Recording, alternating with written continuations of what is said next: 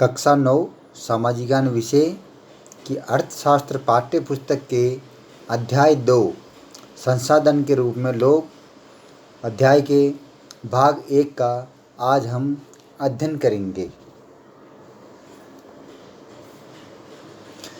संसाधन के रूप में लोग वर्तमान उत्पादन कौशल और क्षमताओं के संदर्भ में किसी देश के कार्यरत लोगों का वर्णन करने का तरीका है। संसाधन के रूप में लोग से अभिप्राय है वर्तमान उत्पादन कौशल और क्षमताओं के संदर्भ में किसी देश के कार्यरत लोगों के वर्णन करने की एक विधि है। दूसरे उत्पादन संसाधनों की भांति जनसंख्या भी एक संसाधन है जिसे मानव संसाधन कहा गया है। संसाधन जैसे भूमि, पूंजी, कई अन्य संसाधन है, उसी तरह जनसंख्या मानव को भी एक संसाधन माना गया है और मानव एक संसाधन है। ये विशाल जनसंख्या का एक सकारात्मक पहलू है जिसे प्राय उस वक्त अनदेखा कर दिया गया जब हम इसके नकारात्मक पहलू को देखते हैं, जैसे भोजन, शिक्षा और स्वास्थ्य सुविधाओं की जनसंख्या तक एक पहुंच से संबंधित समस्याओं पर विचार करते समय जब विद्यमान मानव संसाधन को और शिक्षा तथा स्वास्थ्य द्वारा विकसित किया जाता है तब हम इसे मानव पूंजी निर्माण कहते हैं। भूमि और भौतिक पूंजी जैसे अन्य संसाधनों का उपयोग मानव संसाधन उत्पादन में मदद करता है। अन्य संसाधन अपने आप उपयोगी नहीं हो सकते। यही कारण है कि मानव संसाधन को अन्य संसाधनों से बेहतर माना गया है। भूमि और अन्य जो भौतिक पूंजी अन्य संसाधन है वो उपयोगी जब बनते हैं जब मानव उनका उपयोग करता है, उत्पादन में मदद करता है, लेकिन वो स्वयं अपना उपयोग नहीं कर सकते। जैसे भूमि अपना उपयोग नहीं कर सकती, पूंजी अपना उपयोग स्वयं नहीं कर सकती, मानव को उनका उपयोग करना पड़ता है जब वो संसाधन बनते हैं। लेकिन मानव संसाधन एक ऐसा संसाधन है जो स्वयं अपना उपयोग करता है, इसलिए मानव संसाधन को अन्य संसाधनों से बेहतर माना गया है। अन्य संसाधन जैसे भूमि, पूंजी इत्यादि ये वो संसाधन हैं जो स्वयं अपना उपयोग नहीं करते। मानव एक सजीव क्रियाशील कारक है, क्योंकि वो सब चीज़ें निर्जीव है। मानव एक सजीव क्रियाशील कारक है, इसलिए मानव अपने उपयोग स्वयं करता है। अब मानव पूंजी कौशल और उनमें निहित उत्पादन के ज्ञान का स्टॉक है अथवा भौतिक पूंजी पर लगने वाले श्रम को मानव पूंजी कहते हैं। मानव पूंजी का मतलब मानव के गुण, मानव की क्वालिटी, उसके जो काम करने का तरीका है वो उसकी मानव की पूंजी होती है। शिक्षा, प्रशिक्षण और स्वास्थ्य सेवा के द्वारा भौतिक पूंजी की भांति मानव पूंजी में अधिक प्रतिफल प्रदान करता है।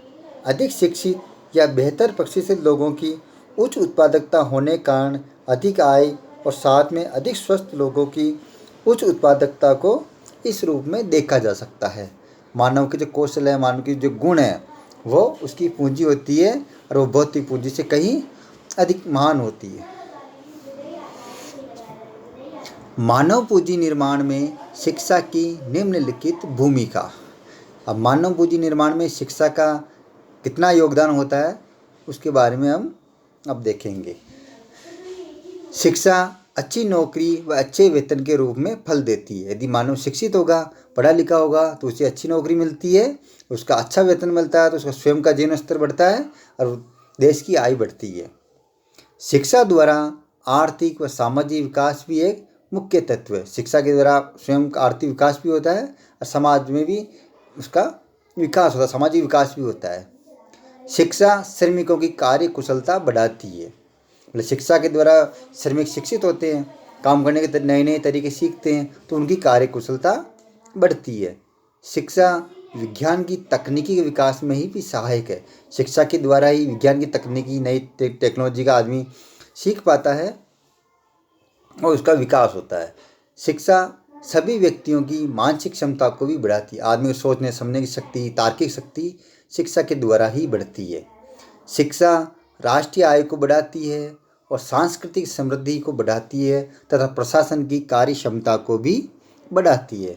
इस प्रकार हम देखते हैं कि मानव पूंजी निर्माण में शिक्षा की कितनी भूमिका महत्वपूर्ण होती है। अब शिक्षा के अलावा मानव पूंजी निर्माण में स्वास्थ्य एक महत्वपूर्ण भूमिका निभाता है, क्योंकि आदमी व्यक्ति स्वस्थ नहीं होगा तो कार्य नहीं कर सकता। तो स्वास्थ्य भी एक मानव पूंजी निर्माण में महत्वपूर्ण कारक है। अच्छा स्वास्थ्य श्रमिकों की निपुणता को बढ़ाता है। किसी व्यक्ति का स्वास्थ्य उसे अपनी क्षमता को प्राप्त करने और बीमारियों से लड़ने की शक्ति प्रदान करता है। क्योंकि श्रमिक अगर कुशल होगा, स्वस्थ होगा तो अच्छा काम कर पाएगा, लंबे समय तक काम कर पाएगा। और उसका स्वास्थ्य, ऐसे तो कोई बीमारी भी होती है तो अच्छा स्वास्थ्य उसकी बीमारियों से लड़ने में उसको शक्ति प्रदान करता है। और स्वस्थ स्वास्थ्य किसी व्यक्ति के कल्याण को मापने का अपरिहार्य आधार है। मतलब स्वस्थ व्यक्ति ही आगे काम कर सकता है, अपना विकास कर सकता है, देश का विकास कर सकता है। तो स्वास्थ्य व्यक्ति के कल्याण को मापने का एक आधार है। एक व्यक्ति का स्वास्थ्य उसे उसकी क्षमता का एहसास कराने में मदद करता है और उसे बीमारी से लड़ने की क्षमता देता है। एक अस्वस्थ व्यक्ति संगठन और राष्ट्र के लिए एक दायित्व है। किसी व्यक्ति का स्वास्थ्य सीधे उसकी कार्य क्षमता से जुड़ा होता है। जो व्यक्ति अस्वस्थ है, वो बीमार है, उसको स्वस्थ करना, उसको सही करना राष्ट्र का एक दायित्व है। क्योंकि किसी भी व्यक्ति का स्वास्थ्य उसके कार्य क्षमता, काम करने से जुड़ा होता है। लेकिन आज जैसे हम कभी स्वास्थ्य खराब हो जाता है तो छुट्टी लेनी पड़ती है या कोई काम नहीं कर पाता है, तो स्वस्थ व्यक्ति ही कार्य कर सकता है। तो उसकी कार्य क्षमता, काम करने के तो बीमार व्यक्ति है वो इतना कार्य नहीं कर पाएगा जितना स्वस्थ व्यक्ति कर सकता है। तो इसलिए उसकी स्वास्थ्य उसकी कार्य क्षमता से जुड़ा होता है। अस्वस्थ व्यक्ति की तुलना में एक स्वस्थ व्यक्ति अधिक कुशलता से और अधिक उत्पादक के साथ काम कर सकता है। एक बीमार व्यक्ति और एक स्वस्थ व्यक्ति, अपन सब जानते हैं कि बीमार व्यक्ति कार्य नहीं कर पाएगा, और करेगा तो उसकी कार्य क्षमता कम रहेगी और स्वस्थ व्यक्ति अधिक काम कर सकता है। अब अर्थव्यवस्था के विभिन्न कार्यकलापों को हम 3 प्रमुख क्षेत्रों में बांटा गया है। पहला प्राथमिक क्षेत्र, दूसरा द्वितीयक क्षेत्र और तीसरा तृतीयक क्षेत्र। प्राथमिक, द्वितीयक और तृतीयक क्षेत्रों में निम्नलिखित तरह को विभिन्न आर्थिक क्रियाएं संचालित की जाती है। अब कार्यों को 3 भागों में बांटा गया, 3 क्षेत्रों में बांटा गया है और 3 ही क्षेत्रों में अलग अलग तरह से ये क्रियाएं संचालित की जाती है। प्राथमिक क्षेत्र में कृषि, वानिकी, पशुपालन, मत्स्य पालन, मुर्गी पालन व खनन प्राथमिक क्षेत्र की क्रियाएं हैं। मतलब वो क्रियाएं जो सीधे अपने प्रकृति से जुड़ी हुई है, जैसे कृषि है, वानिकी है, पशुपालन है, जिसमें हमें प्रकृति का सहयोग लेना पड़ता है, वो सब चीज़ें प्राथमिक क्षेत्र में आती है। उत्खनन, विनिर्माण द्वितीय क्षेत्र द्वारा संचालित मुख्य क्रियाएं हैं। द्वितीय क्षेत्र में वे क्रियाएं आएंगी जिनके द्वारा कच्चे माल से मतलब किसी चीज़ का निर्माण करना, विनिर्माण, किसी चीज़ को उसका रूप परिवर्तन करना, उसका निर्माण करना, वो द्वितीय क्षेत्र की क्रिया होती है। तीसरा सेवा क्षेत्र, जिसको तृतीय क्षेत्र में रखा गया है। व्यापार, परिवहन, संचार, बैंकिंग, शिक्षा, स्वास्थ्य, बीमा सेवाएं आदि तृतीय क्षेत्र द्वारा संचालित मुख्य क्रियाएं हैं। तृतीय क्षेत्र में वो क्रियाएं आती हैं जिसके अंदर अपन किसी को कोई वस्तु या कोई चीज़ नहीं दे रहे हैं, अपन सेवा दे रहे हैं उसको। तो सेवा क्षेत्र, जैसे परिवहन सेवा देना, संचार सेवा देना, बैंकिंग सेवा देना, शिक्षा में अपन सेवा देना, या कई प्रकार की सेवाएं होती है, वो तृतीय क्षेत्र की मुख्य क्रिया मानी गई है। अब प्राथमिक क्षेत्र द्वितीय क्षेत्र से किस प्रकार भिन्न है, मतलब प्राथमिक क्षेत्र और द्वितीय क्षेत्र में क्या भिन्नता है, क्या अंतर है। तो सबसे पहले प्राथमिक क्षेत्र। प्राथमिक क्षेत्र में क्रियाएं सीधे भूमि और जल से संबंधित है। प्राथमिक क्षेत्र में वे क्रियाएं आएंगी जो प्रकृति द्वारा जो चीज़ अपने को निःशुल्क मिली हुई है, प्रकृति का जो उपहार है, भूमि है, जल है, उससे संबंधित है। जैसे कृषि करनी है तो कृषि के लिए भूमि चाहिए, तो भूमि अपने को प्रकृति द्वारा मिली है। जल चाहिए तो जल अपने को प्रकृति द्वारा मिला है। तो प्राथमिक क्षेत्र की क्रियाएं सीधे अपने को भूमि और जल से संबंधित है, जो प्रकृति द्वारा प्रदान की गई वस्तुओं पर आधारित होती है। उदाहरण के तौर पर कृषि, पशुपालन, खनिज, मत्स्य पालन इत्यादि। अब आप समझ गए होंगे प्राथमिक क्षेत्र सीधे प्रकृति द्वारा प्रदान की गई वस्तुओं पर आधारित होता है। अब आते हैं द्वितीयक क्षेत्र। वे क्रियाएं जो वस्तुओं के निर्माण से जुड़ी हुई है, मतलब किसी चीज़ का अपने को निर्माण करना, कोई चीज़ बनानी है, वो क्रियाएं सब द्वितीयक क्षेत्र में आती है। कारखानों में जो चीज़ें बनती है प्राथमिक क्षेत्र से प्राप्त कच्चे माल पर आधारित होती है। जो द्वितीयक क्षेत्र है वो वस्तु के निर्माण से संबंधित है, और प्राथमिक क्षेत्र मतलब जो अपने प्राथमिक क्षेत्र अपने कृषि है, उससे जो अपने को कच्चा माल प्राप्त होता है, उससे अपन नई चीज़ का निर्माण करते हैं, ये द्वितीयक क्षेत्र कहलाता है। जैसे गन्ना, अपने को कृषि से गन्ना मिलता है, फिर गन्ने से अपन उसके रस से शक्कर बनाते हैं, शक्कर का निर्माण करते हैं, तो ये द्वितीयक क्षेत्र का व्यवसाय हो गया। कृषि द्वारा अपने को कपास मिलता है, उससे अपने कपड़ा उत्पादन करते हैं, कपड़े का निर्माण करते हैं, तो ये द्वितीयक क्षेत्र हो गया। तो उदाहरण के लिए जैसे कागज़ तैयार करना, कपड़ा तैयार करना, शक्कर तैयार करना इत्यादि ये व्यवसाय द्वितीयक क्षेत्र में आते हैं। ये टोटल प्राथमिक क्षेत्र पर आधारित क्रिया है, और प्राथमिक क्षेत्र प्रकृति पर आधारित क्षेत्र है। अब दो क्रियाएं दो प्रकार की होती है, एक आर्थिक क्रियाएं, एक गैर आर्थिक क्रियाएं। अब इन दोनों में क्या अंतर है? आर्थिक क्रियाएं व्यक्तिगत आय को बढ़ाती है। जब अपन कोई काम कर रहे हैं उसके बदले अपने को धन मिल रहा है, तो वो आर्थिक क्रिया हो गई, तो वो अपने की आय को बढ़ाती है। और जो गैर आर्थिक क्रिया है वो व्यक्तिगत आय को घटाती है, क्योंकि अपने काम तो कर रहे हैं लेकिन उसके बदले में अपने को धन नहीं मिल रहा है, तो वो अपनी आय बढ़ेगी कैसे? वो घटाती है। दूसरा, आर्थिक क्रियाएं अर्थव्यवस्थाओं में वस्तुओं सेवाओं का प्रवाह करती है, और गैर आर्थिक क्रिया वस्तुओं व सेवाओं का प्रवाह रोकती है। आर्थिक क्रियाओं से अर्थव्यवस्था आगे बढ़ती है, वस्तुओं का उत्पादन होता है, सेवाओं को आगे से आगे बढ़ाती है, लेकिन गैर आर्थिक क्रियाओं में इसके विपरीत उसको प्रवाह को रोकती है। तीसरा, यदि आर्थिक क्रियाओं में वृद्धि होती है तो समझना चाहिए कि अर्थव्यवस्था समृद्ध हो रही है, और गैर आर्थिक क्रियाओं में वृद्धि होती है तो अर्थव्यवस्था के पतन को दर्शाती है।